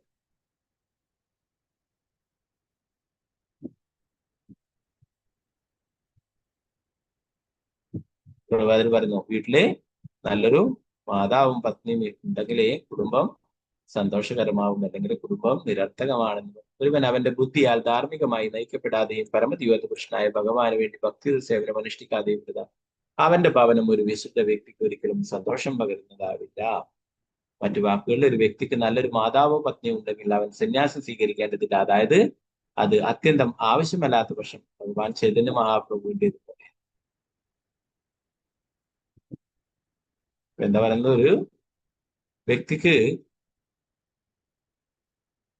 മാതാവും പത്നിയൊന്നും ഇല്ലെങ്കിൽ എന്താണ്, അവൻ വീട് ഉപേക്ഷിക്കണമെന്ന് പറയും. അവന് വീടും വനവും ഒരുപോലെ തന്നെയാണ്. എന്നാൽ ഒരു വ്യക്തിക്ക് മാതാവും പത്നിയൊക്കെ ഉണ്ടെങ്കിൽ എന്താണ്, അവൻ സന്യാസം സ്വീകരിക്കേണ്ടതായിട്ടില്ലായിരുന്നു.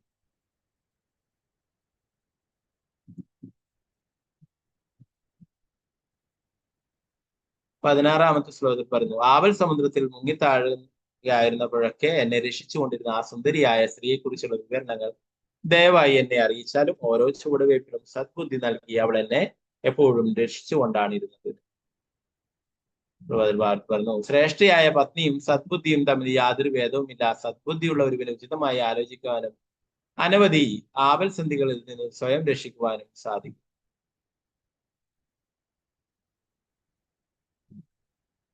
നേരത്തെ പറഞ്ഞ ശ്രേഷ്ഠമായ പത്നിയെ പോലെ തന്നെയാണ് ഒരുവനുള്ള സദ്ബുദ്ധി, അല്ലെ? നല്ലതും മോശവും ഒക്കെ തിരിച്ചറിയാനും നല്ല വഴികൾ സ്വീകരിക്കുവാനും ഒക്കെയുള്ള ബുദ്ധി, അല്ലെ? അപ്പൊ അത് ഒരാളെ ആപത്തുകളിൽ നിന്നും രക്ഷിക്കുമെന്ന് പറഞ്ഞു. ഭൗതികാസ്തിത്വത്തിൽ ഓരോ ചുവടിലും അപകടമുണ്ട്. ശ്രീമദ് ഭാഗവതം 10:14-58 പറഞ്ഞിരിക്കുന്നു, പദം പദം വിപദാംനതേഷാം. ഇതാണ് ഓരോ അടിയിലും അപകടം പിടിച്ചിരിക്കുന്നതാണ് ഈ ഭൗതിക ലോകം എന്ന് പറയുന്നത്. ബ്രഹ്മാവ് പറയുന്നതാണ്, സമാശ്രിതായേ പദപല്ലവപ്ലവം മഹത് പദം പുണ്യയശോ മുരാരി ഭവാംബുധിർവത്സ പദം പരം പദം പദം പദം യദ്വിപദാംനതേഷാം. പ്രത്യക്ഷ പ്രപഞ്ചത്തിന് മുഴുവൻ ആശ്രയമായിരിക്കുന്നവരും മുര എന്ന അസുരനെ വധിച്ചവരും മുരാരി എന്ന് പുകഴ്ത്തപ്പെടുന്നവരുമായ ഭഗവാന്റെ പാദപല്ലവങ്ങളാകുന്ന തോണിയെ അഭയം പ്രാപിച്ചവർ. ഭൗതിക ലോകം എന്ന മഹാസാഗരം കാലിക്കുളമ്പ് ചാലിലെ വെള്ളം പോലെയാണ്. അവരുടെ ലക്ഷ്യം യാതൊരു ഭൗതിക വ്യതകളുമില്ലാതെ വൈകുണ്ഠമാണ്. അല്ലാതെ ഓരോ ചുവടിലും ആപത്ത് പതിയിരിക്കുന്ന ഈ ലോകമല്ല.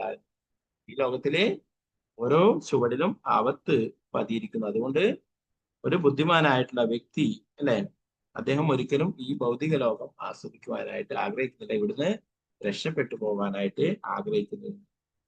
ഭഗവാനെ ആശ്രയിച്ചവർക്ക്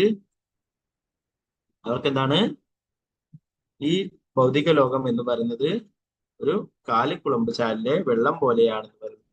അവർക്ക് ഭഗവാനെ ശരണം പ്രാപിച്ചത് കൊണ്ട് തന്നെ ഈ ഭൗതിക ബന്ധനങ്ങളിൽ നിന്നും വേഗത്തിൽ തന്നെ രക്ഷപ്പെട്ടു പോകാനായിട്ട് സാധിക്കുന്നു. അല്ലാത്തവരെന്താണ്, ഇവിടെ തന്നെ ജനിച്ചും മരിച്ചും കൊണ്ടേയിരിക്കും, അല്ലെ? ഇവിടെ ഓരോ അടിയിലും അപകടമാണെന്ന്. പദം പദം വിപദാനദേശം. ഭൗതിക ലോകം വാസ്തവത്തിൽ ബുദ്ധിമാനായ ഒരു വ്യക്തിക്കോ അല്ലെങ്കിൽ ഭക്തനോ വസിക്കാൻ പറ്റിയതല്ല. എന്തുകൊണ്ടെന്നാൽ ഇവിടെ ഓരോ ചുവടിലും അപകടമുണ്ട്. ഭക്തന് വസിക്കാൻ യഥാർത്ഥത്തിൽ അനുയോജ്യമായ സ്ഥലം വൈകുണ്ഠമാണ്. കാരണം അവിടെ ഉത്കണ്ഠയോ അപകടമോ ഇല്ല. സദ്ബുദ്ധി എന്നാൽ കൃഷ്ണാബോധത്തിലായിരിക്കുക എന്നാണ് അർത്ഥം. ചൈതന്യ ചരിതാമത്തിൽ പറയുന്നു, കൃഷ്ണയെ ഭജസേ ബഡാച്ചുണ്ട്. കൃഷ്ണഭക്തന്മാരെ, കൃഷ്ണ ഭജിക്കുന്നവരെന്താണ്, ബുദ്ധിമാന്മാരായിട്ടുള്ള ആൾക്കാരാണ്. ഒരുവന് കൃഷ്ണാബോധം ഇല്ലെങ്കിൽ അവനെ ബുദ്ധിമാൻ എന്ന് വിളിക്കാനും ആവില്ല. പുരഞ്ജന രാജാവ് ഭൗതിക അസ്തിത്വത്തിൽ എപ്പോഴും സംഭവിക്കാവുന്ന അപകടങ്ങളിൽ നിന്നും തന്നെ രക്ഷിച്ചിരുന്ന നല്ലവളായ പത്നിയെ അന്വേഷിക്കുന്നത് നാം ഇവിടെ കാണുന്നു. നേരത്തെ വിശദീകരിച്ചതുപോലെ ഒരു യഥാർത്ഥ ഭാര്യ ധർമ്മ പത്നിയാകുന്നു. അതായത് ധാർമ്മിക തത്വപ്രകാരം ഇവിടെ പത്നിയായി സ്വീകരിച്ചിരിക്കുന്നു എന്ന് സൂചന നൽകുന്ന വിധം ആചാരപരമായ ചടങ്ങുകളോടെ വിവാഹം കഴിക്കുന്ന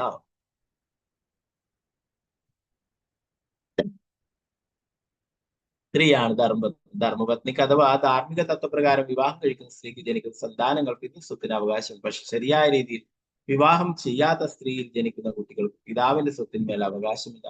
ധർമ്മപത്നി എന്ന പദം ചാരിത്രവതിയായ ഭാര്യയെയും പ്രതിപാദിക്കും.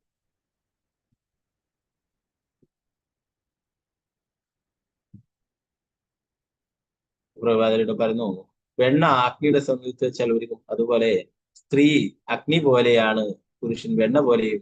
പക്ഷെ ഒരുവന് ധാർമ്മിക ജീവിതത്തിൽ ചാരിത്രവതിയായ ഒരു പത്നിയെ ലഭിച്ചാൽ ജീവിതത്തിന്റെ ആപൽസന്ധികൾ ഭീഷണി ഉയർത്തുമ്പോൾ ഭർത്താവിന്റെ വലിയ സഹായിയാകാൻ അവൾക്ക് കഴിയും. ആസ്തിപത്തിൽ ആവിധത്തിൽ ഒരു പത്നിക്ക് സകല സദ്ബുദ്ധികളുടെയും ഉറവിടമാകാനും അത്തരത്തിൽ നല്ലവളായ ഒരു ഭാര്യയിലൂടെ ഭഗവാന് വേണ്ടിയുള്ള ഭക്തി സേവനം നിർവഹിക്കപ്പെടുന്ന ഗൃഹം ശരിക്കും ഗൃഹസ്ഥാശ്രമം അഥവാ ആത്മീയ സംസ്കാരത്തിനു വേണ്ടി സമർപ്പിക്കപ്പെട്ട ഗൃഹമായി തീരുമെന്നത്. ഭഗവാന്റെ ഭക്തി സേവനങ്ങൾ ഒരുമിച്ച് നിർവഹിക്കുക, അല്ലെ? അതാണ് ശരിയായ ഗൃഹസ്ഥാശ്രമം.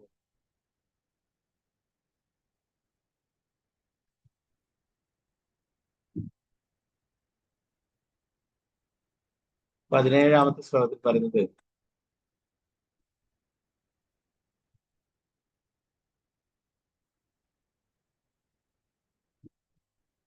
ആ സ്ത്രീകൾ രാജാവിനെ അഭിസംബോധന ചെയ്തു, അല്ലയോ പൗരജനങ്ങളുടെ യജമാനനെ, അങ്ങയുടെ പത്നി ഇത്തരത്തിലൊരു ജീവിതം സ്വീകരിച്ചിരുന്നത് എന്തുകൊണ്ടാണെന്ന് ഞങ്ങൾക്ക് നിശ്ചയമില്ല. അല്ലയോ ശത്രുഹന്തക, ദയവായി നോക്കുക, അവൾ കിടക്കയിലല്ലാതെ തറയിൽ ശയിക്കുന്നു. ഇവൾ ഈ രീതിയിൽ പ്രവർത്തിക്കുന്നത് എന്തുകൊണ്ടാണ്?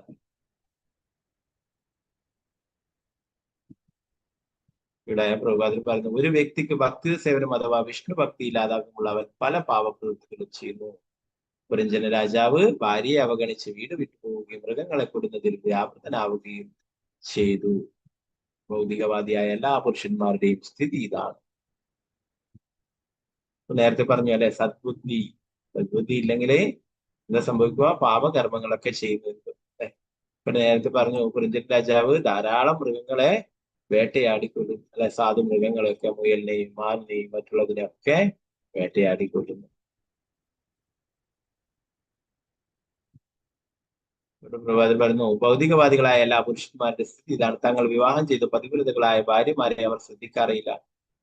അവർ ഭാര്യമാരെ ഭക്തി സേവനാർത്ഥം കാണാതെ കേവലം ലൈംഗിക ആസ്വാദനത്തിനുള്ള ഉപകരണമായി കാണും. വിവാഹം ചെയ്തിട്ടുള്ള പതിവ്രത ഭാര്യമാരെ ശ്രദ്ധിക്കാറില്ല എന്ന് പറഞ്ഞു, അല്ലെ? ഉദാഹരണം തിരുമേനി പാടുന്നുണ്ട്, അല്ലെ? അഗ്നിസാക്ഷിണിയായൊരു പത്നിയെ സ്വപ്നത്തിൽ പോലും ഓർക്കുന്നില്ല ചിലർ. ഭാര്യയെ സ്വപ്നത്തിൽ പോലും ചിലരൊന്നും ഓർക്കുന്നില്ലായിരുന്നു. ഇവിടെ ഭക്തിയുത സേവനങ്ങള് നല്ല രീതിയിൽ അനുഷ്ഠിക്കുവാൻ വേണ്ടിയിട്ടാണ് യഥാർത്ഥത്തില് ഗൃഹസ്ഥന്മാരെ വിവാഹം കഴിക്കുന്നത് തന്നെ, അല്ലെ? യഥാർത്ഥത്തിൽ പറയുന്നു, നമുക്കുള്ള എന്താ പറയുക, ഭൗതിക ആഗ്രഹങ്ങളൊക്കെ ഇല്ലാതാക്കി തീർക്കാനും ശരിയായ രീതിയിൽ ഭക്തിയുത സേവനങ്ങൾ നിർവഹിക്കുവാനാണ് ഗൃഹസ്ഥാശ്രമം സ്വീകരിക്കുന്നത്. അല്ലാതെ ഭൗതിക ആസ്വാദനത്തിന് മാത്രമാണെങ്കിൽ അതുകൊണ്ട് കാര്യമില്ലായിരുന്നു.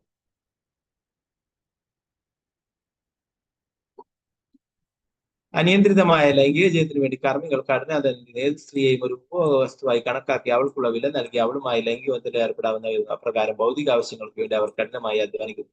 ഇത്തരം ഭൗതികവാദികളായ ആളുകൾ അവരുടെ സദ്ബുദ്ധി നഷ്ടപ്പെടും. അവർ നിർബന്ധമായും അവരുടെ ബുദ്ധിയെ ഹൃദയത്തിനുള്ളിൽ അന്വേഷിക്കണം. ധാർമ്മിക തത്വങ്ങളനുസരിച്ച് വിവാഹം ചെയ്ത പതിവ്രതയായ പത്നി ഇല്ലാത്ത ഒരുവന്റെ ബുദ്ധി എപ്പോഴും വിക്രമത്തിലായിരിക്കും. പുരഞ്ജന രാജാവിന്റെ പത്നി ഭർത്താവിനാൽ അവഗണിക്കപ്പെട്ടതിനാൽ തറയിൽ ശയിക്കുകയായിരുന്നു. വാസ്തവത്തിൽ സ്ത്രീ എല്ലായ്പ്പോഴും അവളുടെ ഭർത്താവിനാൽ സംരക്ഷിക്കപ്പെടുന്ന നാരായണന്റെ നെഞ്ചിൽ വസിക്കുന്ന ഭാഗ്യദേവതയെ പറ്റി നമ്മളെപ്പോഴും പറയാറുണ്ട്. മറ്റു വാക്കുകൾ ഭാര്യ ഭർത്താവിനാൽ ആലിംഗനബദ്ധനായിരിക്കണം. അപ്രകാരം അവൾ സ്നേഹിക്കപ്പെടുകയും സംരക്ഷിക്കപ്പെടുകയും ചെയ്യും. നാരായണന്റെ, അല്ലെ, ഭഗവാന്റെ മാറിടത്തിലാണ് ലക്ഷ്മി ദേവി സ്ഥാനം അല്ലെ. പാദസേവനങ്ങളാണ് ചെയ്യുന്നത്, എന്നാലേ സ്ഥാനം എവിടെയാണ്? മാറിടത്തിലാണ് അല്ലെ. ഭഗവാന്റെ തിരുപ്പതി ഭഗവാനൊക്കെ കാണാം, അഭിഷേകമൊക്കെ ചെയ്യുമ്പോൾ ആ ഭഗവാന്റെ മാറിടത്തില് അല്ലെ, അവിടെ വേറെ തന്നെ ചന്ദനൊക്കെ പുരട്ടിയിട്ട് അഭിഷേകമൊക്കെ ചെയ്യും ലക്ഷ്മി ദേവി അവിടെ.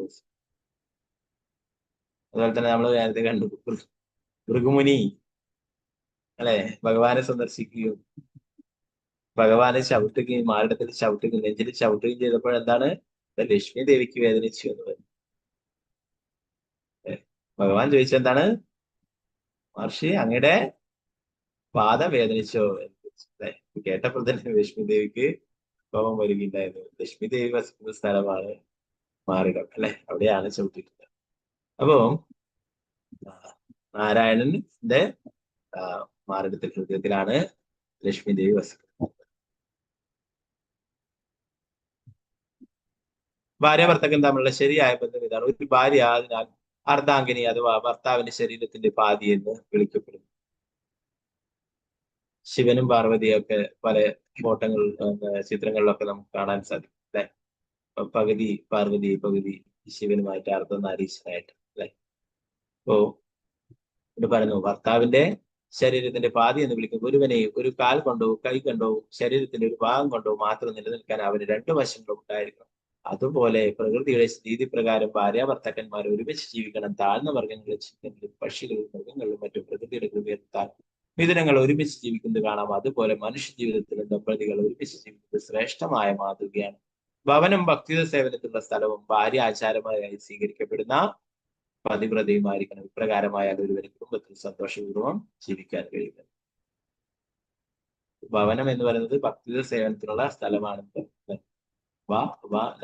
അതില് സീനിയർ ആയിട്ടുള്ള ആവശ്യം എന്താ പറയും, ആ ഭവനത്തില് വാ എന്ന് പറയുന്നത് ഭഗവാനാണ് അല്ലെ. ആ ഭഗവാൻ ഇല്ലെങ്കിൽ എന്താ ഈ ഭവനത്തിൽ പോയി കഴിഞ്ഞാൽ വനമായി. ഇപ്പൊ ഭക്തിത സേവനങ്ങൾ നടക്കുന്നത് ഭഗവാന്റെ മുൻനിർത്തിക്കൊണ്ട് കാര്യങ്ങളൊന്നും ചെയ്യുന്നില്ല. ഭഗവാന്റെ ഭക്തിത സേവനങ്ങൾ അതാണ് ഭവനമല്ലാതെ വനമായി തീരും. വനത്തിൽ ആരൊക്കെ ഉണ്ടായോ? ക്രൂരമൃഗങ്ങളൊക്കെ അല്ലെ. അപ്പൊ അതല്ല, ഭവനം എന്ന് പറയുന്നത് ഭക്തിത സേവനങ്ങൾ ചെയ്യാനായിട്ടുള്ള സ്ഥലമാണ്. ഭാര്യ എന്ന് പറയുന്നത് ആചാരപരമായി സ്വീകരിക്കുന്ന പതിവ്രതയാണ്. ഭക്തിത സേവനത്തിൽ ഭർത്താവിനെ സഹായിക്കണം. ഇപ്രകാരമായാൽ ഒരുവനെ കുടുംബത്തിൽ സന്തോഷപൂർവ്വം ജീവിക്കാൻ കഴിയും.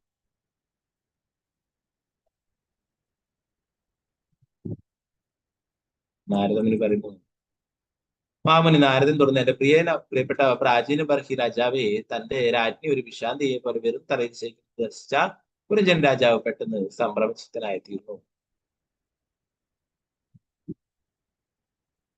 ഈ ശ്ലോകത്തിൽ വിശാന്തി എന്ന അർത്ഥം വരുന്ന അവധൂതാം എന്ന വാക്ക് പ്രത്യേക അർത്ഥവത്താണ്. കാരണം ഒരു അവധൂതൻ അവന്റെ ശരീരം ശ്രദ്ധിക്കാറേയില്ല. രാജ്ഞി ശരിയായ വസ്ത്രം ധരിക്കാതെ കിടക്കിയില്ലാതെ നൃത്തം ചെയ്യുന്നതിനാൽ ആ കാഴ്ച പുരഞ്ജൻ രാജാവിനെ അതീവ ദുഃഖിതനായി. മറ്റു വാക്കുകളിൽ അവൻ തന്റെ ബുദ്ധിയെ അവഗണിച്ചതിനാലും വനത്തിൽ തനിയെ മൃഗവേട്ടയിൽ മുഴുകിയതിനാലും പശ്ചാത്തപിച്ചു. വേറെ പറഞ്ഞാൽ ഒരുവന്റെ സദ്ബുദ്ധി മാറ്റപ്പെടുകയോ അവഗണിക്കപ്പെടുകയോ ചെയ്യുമ്പോൾ അവൻ പൂർണ്ണമായും പാപകർമ്മങ്ങളിൽ മുഴുകും. ഒരുവന്റെ സദ്ബുദ്ധി അഥവാ കൃഷ്ണാബോധം അവഗണിക്കപ്പെടുന്നതിലൂടെ അവൻ സംഭ്രാന്തിതനായി പാപപ്രവൃത്തികൾ വ്യാപനത്തിൽ ബോധ്യമാകുമ്പോൾ അവൻ പശ്ചാത്തപിക്കും. അത്തരം ഒരു പശ്ചാത്തലം നരോത്തമദാസ് ഠാക്കൂർ വിവരിച്ചിട്ടുണ്ട്.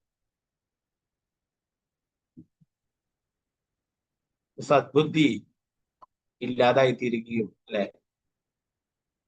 പുരഞ്ജനൻ വനത്തിൽ പോവുകയും സാധു മൃഗങ്ങളൊക്കെ വേട്ടയാടുകയും ഒക്കെ ഉണ്ടായി അല്ലെ. ഇവിടെ പറയുന്നു ഒരുവന്റെ സദ്ബുദ്ധി നഷ്ടമാകുമ്പോൾ അവൻ പൂർണ്ണമായിട്ടും പാപകർമ്മങ്ങളും കലിയുഗത്തില് കാണാം. എല്ലായിടത്തും അക്രമങ്ങളും അധർമ്മങ്ങളും ഇതൊക്കെ നടന്നു അല്ലെ. അതുകൊണ്ടാണ് ആൾക്കാരുടെയൊക്കെ സദ്ബുദ്ധി നഷ്ടപ്പെട്ടു അല്ലെ. മദ്യവും മയക്കുമരുന്നും മറ്റുള്ള ലഹരി വസ്തുക്കളൊക്കെ ഉപയോഗിച്ചിട്ട് അവരുടെ ശരിയായ ബുദ്ധി നഷ്ടപ്പെട്ടു അല്ലെ. അതുകൊണ്ട് തന്നെ പലതരത്തിലുള്ള അക്രമ പ്രവർത്തനങ്ങളും മറ്റുമൊക്കെ ചെയ്യും. അധർമ്മങ്ങളൊക്കെ പ്രവർത്തിക്കുകയൊക്കെ ചെയ്യും. പാപപ്രവൃത്തികളൊക്കെ ചെയ്യും.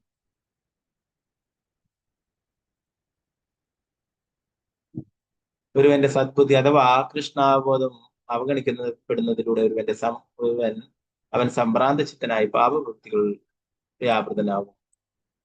ഇത് ബോധ്യമാകുമ്പോൾ അവൻ പശ്ചാത്തപിക്കും. ഇപ്പോ ചില ആൾക്കാർ പാപപ്രവൃത്തികളൊക്കെ ചെയ്താൽ പിന്നീട് അത് പാപമായെന്ന് മനസ്സിലാക്കുകയും പിന്നീട് അതിൽ പശ്ചാത്തപിക്കുകയും ചെയ്യുന്നു. നരോത്തമദാസ് താക്കൂർ പറയുന്നു, നമ്മുടെ മനുഷ്യജന്മം വെറുതെ പാഴാക്കി കളയരുത്. രാധാകൃഷ്ണന്മാരെ ഭജിക്കുക, രാധാകൃഷ്ണന്മാരുടെ സേവനങ്ങൾ ചെയ്യുക. അങ്ങനെ ചെയ്യുന്നില്ലെങ്കിൽ എന്താണ്, നമ്മള് അറിഞ്ഞുകൊണ്ട് വിഷം കുടിക്കുന്നതിന് തുല്യമാണെന്ന് പറഞ്ഞു. മനുഷ്യജന്മം ആത്മസാക്ഷാത്കാരത്തിന് വേണ്ടിയിട്ടുള്ളതാണ്. അത് ശരിയായ രീതിയിൽ ഉപയോഗിക്കുന്നില്ലെങ്കിൽ അവരെന്താണ്, ആത്മഹന്ത, നേരത്തെ പഠിച്ചു അല്ലെ, ആത്മാവിനെ ഇല്ലാതാക്കുന്നു. അപ്പൊ അറിഞ്ഞുകൊണ്ട് വിഷം കുടിക്കുന്നതിന് തുല്യമാണ് ഇത്. നരോത്തമദാസ് അറിഞ്ഞുകൊണ്ട് വിഷപാനം ചെയ്ത് തന്റെ മനുഷ്യ ജീവിതം നശിപ്പിച്ചതിനെ പശ്ചാത്തപിക്കുന്നു. കൃഷ്ണാബോധത്തിൽ അല്ലെങ്കിൽ ഒരുവൻ അറിഞ്ഞുകൊണ്ട് ഭൗതിക ജീവിതത്തിന്റെ വിഷപാനം ചെയ്യും. ഒരുവൻ തന്റെ നല്ലവളായ ഭാര്യ ഒപ്പമില്ലാതാവുകയോ അഥവാ സ്വബുദ്ധി നഷ്ടമാവുകയോ കൃഷ്ണാബോധം സ്വീകരിക്കാതിരിക്കുകയോ ചെയ്യുമ്പോൾ തീർച്ചയായും പാപകർമ്മങ്ങളിൽ ആസക്തനായി തീരുമെന്ന് വ്യാഖ്യാനം. ശിലപ്രഭുപാദർ പറയുന്നു, ലോകം മുഴുവൻ എപ്പോഴാണോ കൃഷ്ണാബോധത്തിലുള്ള ആൾക്കാർ ഉണ്ടാവുന്നത് അപ്പോഴേ ശാന്തിയും സമാധാനവും ഉണ്ടാകും. രാഷ്ട്രങ്ങൾ തമ്മിൽ യുദ്ധങ്ങളും മറ്റൊക്കെ ഉണ്ടാകും അല്ലെ, പിന്നീട് ചർച്ചകളൊക്കെ ഉണ്ടാകും, സമാധാന ചർച്ച, വീണ്ടും യുദ്ധങ്ങളൊക്കെ ഉണ്ടാകും അല്ലെ. എന്തുകൊണ്ടാണ്? ചർച്ചകൾ കൊണ്ടല്ല, ഓരോരോ വ്യക്തികളും കൃഷ്ണാബോധത്തിലായിരിക്കണം അല്ലെ. ഇതൊക്കെ ഭഗവാന്റേതാണ്, ഇതൊക്കെ അധികാരി ഭഗവാനാണെന്നുള്ള ആ സത്യമത് ഭോക്താരാമിറ്റം സർവ്വലോകം അശ്വരം അല്ലെ. എല്ലാത്തിന്റെയും ഭോക്താവ് പരമാധികാരി എന്ന് പറയുന്നത്, ആസ്വാദകൻ എന്ന് പറയുന്നത് ഭഗവാനാണ് മനസ്സിലാക്കി, എല്ലാം ഇത് ഭഗവാന്റേതാണെന്ന് മനസ്സിലാക്കിക്കൊണ്ട് കൃഷ്ണാബോധത്തിൽ ജീവിക്കുകയാണെങ്കിൽ ലോകത്തില് ശാന്തിയും സമാധാനവും ഉണ്ടാവും.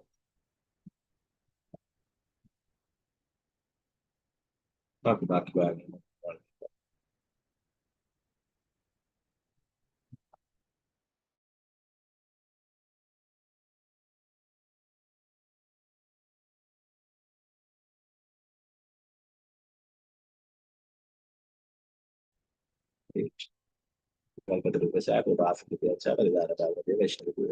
ആനന്ദകൂടി വൈഷ്ണവിന്റെ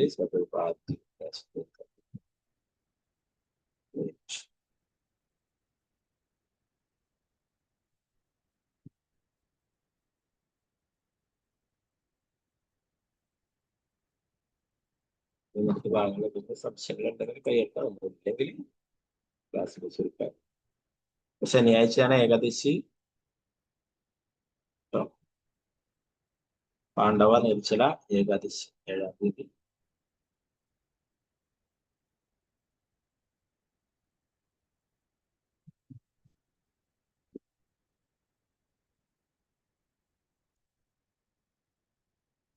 വേറെ ഒന്നും ഇല്ലെങ്കിൽ ക്ലാസ് എടുത്തിരിക്കാം. ഹരേ കൃഷ്ണ.